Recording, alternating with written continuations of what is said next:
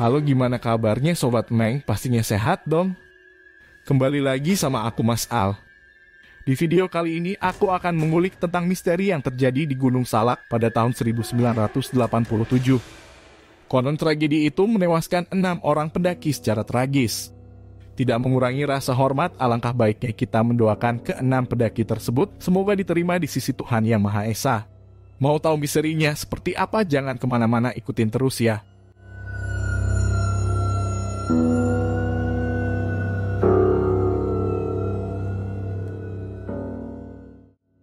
Jumat 20 Februari 1987. 8 orang siswa berencana akan berangkat untuk mendaki Gunung Salak.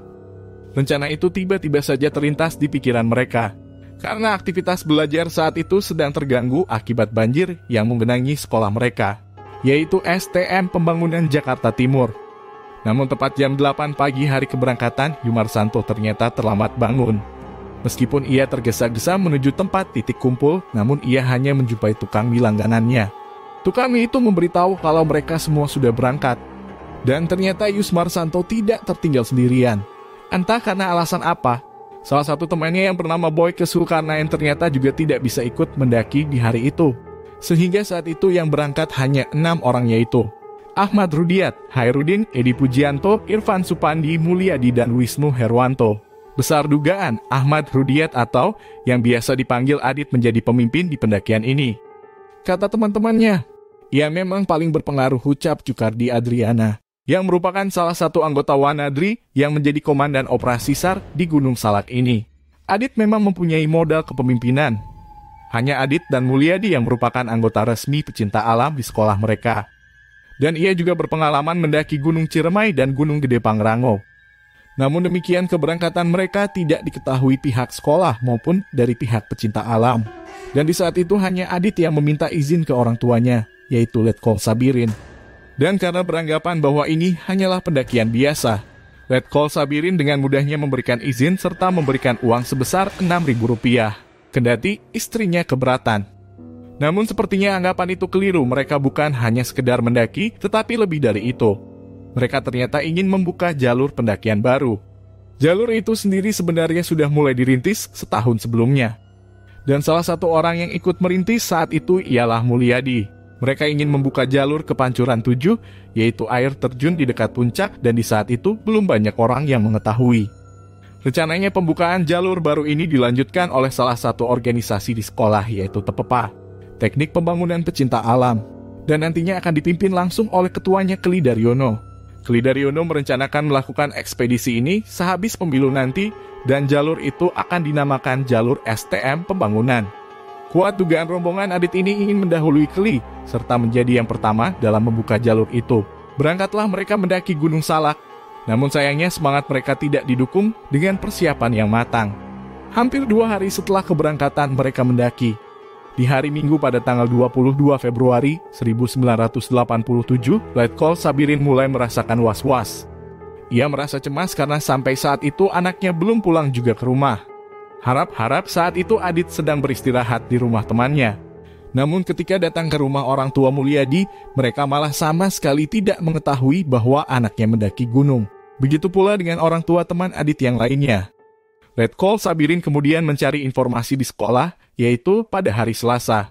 Namun mereka rupanya juga tidak mengetahui bahwa ada siswa yang pergi mendaki. Dengan masih terus berharap anaknya selamat, Letkol Sabirin kemudian pergi ke Bogor dan kemudian mencari informasi ke Polsek Ciamas. Berbekal informasi dari Polsek dan masyarakat sekitar, mereka mencoba melakukan pencarian di Gunung Salak. Namun karena dilakukan oleh para amatir, mereka tidak menemukan hasil yang berarti. Pencarian baru dilakukan dengan persiapan yang matang setelah tim SAR pusat datang membantu. Bantuan juga datang dari TPPA yang paham di mana letak jalur baru itu. Sukarelawan baru juga terus berdatangan, termasuk tim Ski Girls yang dipimpin oleh Hari Sulustiarto. Di saat itu barulah mereka menemukan jejak pendakian, seperti tulisan nama di tepian sungai, juga tali rafia yang digunakan sebagai tanda agar tidak tersesat. Di hari ke-28 sejak awal pendakian, 4 jenazah pertama akhirnya ditemukan namun dengan kondisi yang sudah sangat parah. Dari penemuan barang dan jenazah, mereka mencoba menerka apa yang sebenarnya terjadi. Namun yang pasti para siswa ini tidak membawa kompas, pakaian, dan makanan yang cukup. Dan yang paling mengherankan, mereka tidak memiliki peta, padahal mereka akan membuat rute baru dan sungguh benar-benar minim sekali persiapan. Seperti saat mereka menemukan Mulyadi. Saat itu dia hanya menggunakan seragam sekolah miliknya. Atau dalam artian dia tidak menggunakan jaket, bahkan tidak membawanya sama sekali. Hal yang kelihatannya sangat sepele tapi dapat menentukan hidup atau mati saat kita berada di gunung. Apalagi Gunung Salak ini yang mempunyai medan yang sangat berat, banyak jurang dan juga lembah, serta sungai dengan air terjun yang curam. Kondisi gunung juga selalu dalam keadaan yang basah yang membuat medan menjadi licin dan membuat jarak pandang mereka menjadi sangat terbatas. Para remaja ini diperkirakan mengikuti tanda tali rafia biru, yaitu tanda yang dibuat pada tahun lalu saat awal pertama merintis jalur. Untuk menyelesaikan tanda rafia biru diperkirakan dibutuhkan waktu sampai dengan 7 jam pendakian. Setelahnya mereka membuat tanda sendiri dengan tali rafia berwarna kuning. Namun dengan mengikuti tanda yang mereka buat, justru medannya semakin terjal dan tanda rafia kuning pun habis. Medan yang semakin berat, sepertinya memaksa mereka untuk bergerak ke arah barat daya. Atau jika mereka tidak sadar, mungkin saja mereka bisa bergerak ke timur. Di mana jika sekilas dilihat tempatnya terlihat landai dan lampu perumahan pun terlihat jelas meskipun sangat jauh. Kondisi lapar, dingin, dan juga lelah tentunya bisa membuat mereka ingin pergi ke sana. Namun tanpa peta dan kompas mereka tidak akan menyadari kalau di depan mereka ada jurang dan tebingnya sangat curam. Kondisi panik atau tergesa-gesa dapat terlihat dari banyaknya barang-barang mereka yang jatuh berceceran di sepanjang rute.